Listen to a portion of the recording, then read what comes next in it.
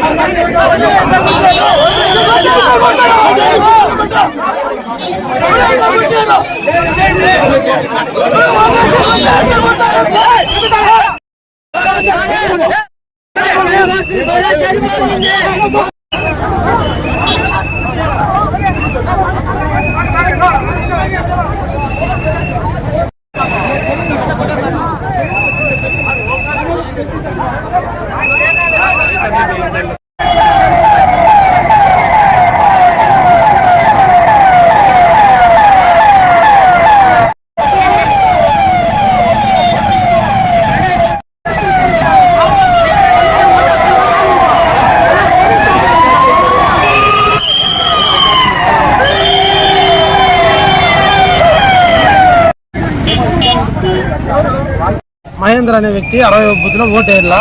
Mahindra మేనేజెంట్ reliever గా ఉండే వ్యక్తిని అతన్ని బయటకు పంపించేదానికోసము మహేంద్రను ఓటేసేదానికి వేరే బూత్లోకి పోయేదానికోసము రిక్వెస్ట్ చేసి పొమ్మంటే వీళ్ళ వైసీపీ నాయకులు మహమ్మద్ వీళ్ళంతా కూడా రిలీవర్ అని కూడా అడ్డపడుతున్నారు. ఏమన్నా చెప్తే మందికి దాడికి వస్తున్నారు. ఈరోజు కుటాగల గ్రామంలో ప్రశాంతంగా పొద్దున్న 7 గంటల నుంచి 11:30 వరకు ప్రశాంతంగా పోలింగ్ జరుగుతూ ఉంది. ఎటువంటి అల్లర్లు ఇక్కడ లేవు. ఇంతకుముందు ఒక అర్ధ గంటకు ముందు టీడీపీ అభ్యర్థి అయిన కందికుంట వెంకటప్రసాద్ గారు వచ్చిపోయినారు ఇక్కడికి. ఇక్కడ వన్ సైడ్ పోలింగ్ జరుగుతూ ఉందని తెలుసుకొని వాళ్ళ కార్యకర్తలకు ఇక్కడున్న 4-5 మంది నాయకులకు చెప్పి గొడవ చేసి పోలింగ్ ఏదో విధంగా ఆపాలని కుట్రమైన ఏదో ఒక విషయంగా చేసి గొడవ చేసి పోలింగ్ పర్సంటేజ్ తగ్గించాలా అని వాళ్ళు చేస్తున్నారు. ఇది ఇట్లాంటివి ఏమీ జరగవు. ఎందుకంటే మేము ప్రశాంతంగానే ఉన్నాము. మాకు ఏ గొడవలు వద్దు. ఒక 5 గంటలు మేము అన్నీ ఓర్చుకొని ఉండగలిగితే ప్రజలకు జగన్మోహన్ రెడ్డి గారు చేస్తున్న పథకాలు కానీ జగన్మోహన్ రెడ్డికి ప్రజలకు ఉపయోగపడే ప్రతి పని జరగాలి అంటే మేము 5 గంటలు ఓపికగా ఏ గొడవలు చేయకోకుండా ఉండాలని అందరినీ కోరుకుంటున్నాను.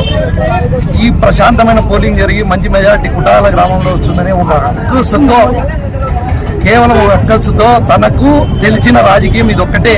టీడీపీ నాయకులకు కానీ కార్యకర్తలకు కానీ కందికుంట వెంకటప్రసాద్కి కానీ తెలిసినది ఒక్కటే, ఏమి గొడవలు చేయాలా, ఆపాలా, అల్లర్లు చేయాలా. ఇంతకు మించింది అతనికి ఏం తెలియదు. ఖచ్చితంగా మంచి మెజారిటీతో మా మబ్బులు గారు గెలుస్తారు.